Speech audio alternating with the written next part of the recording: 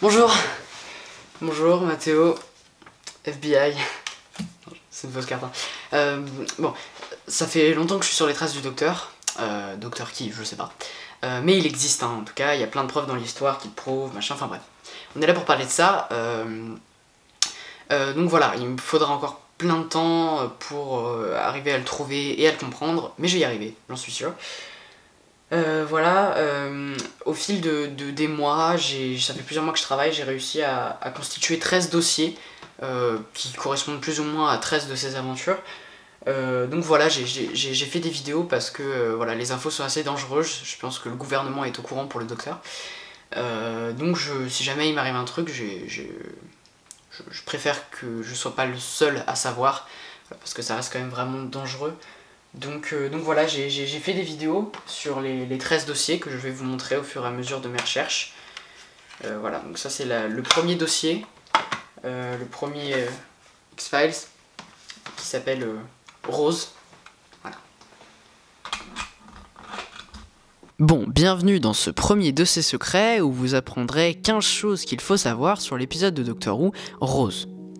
Rose, ou Rose en français, est le premier épisode de la première saison de la reprise de Doctor Who, diffusée pour la première fois le 26 mars 2005 sur la chaîne anglaise BBC One.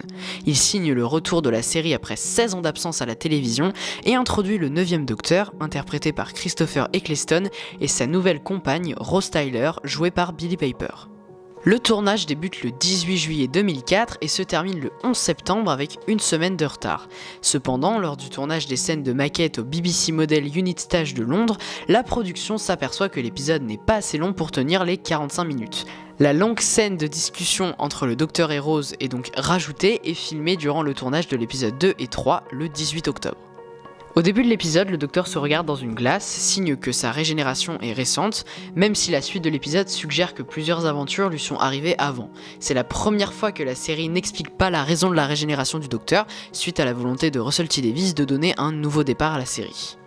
Le site web découvert par Rose, Who is Doctor Who, existe bien. Il a été créé avant l'épisode par la BBC et est toujours accessible aujourd'hui, le lien est en description, c'est assez marrant à voir. On trouve aussi un faux site de Unit où on peut lire que l'attaque des Autons fut ressentie par la population comme une attaque de terroristes masqués. Là encore, le lien est dans la description.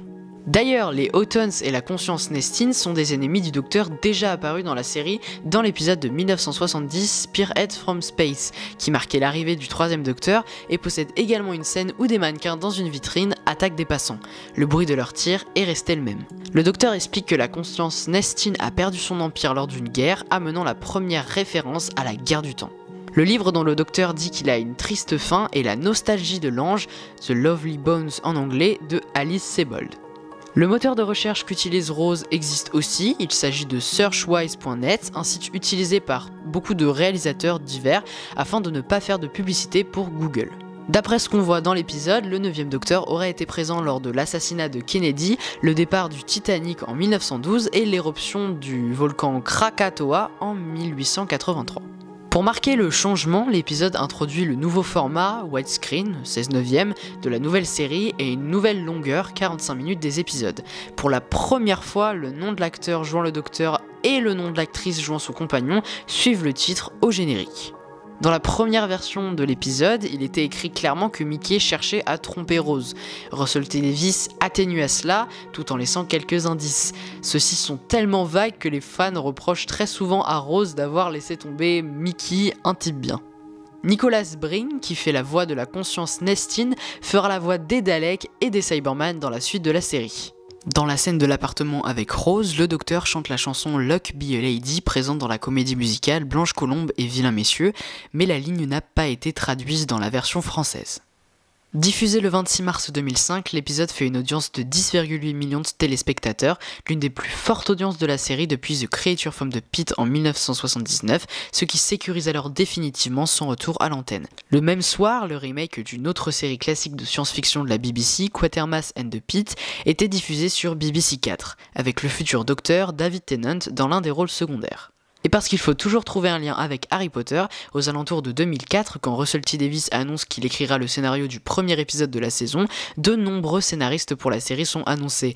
Il est proposé à l'auteur d'Harry Potter, J.K. Rowling, de rejoindre la série, proposition qu'elle décline car trop occupée à écrire Harry Potter et le Prince de Sang Mêlé, le 6e tome de la saga. Voilà, c'était le dossier rose. J'ai encore quelques infos à récolter pour peaufiner le deuxième dossier, que voilà, je vais vous montrer à la vidéo bientôt.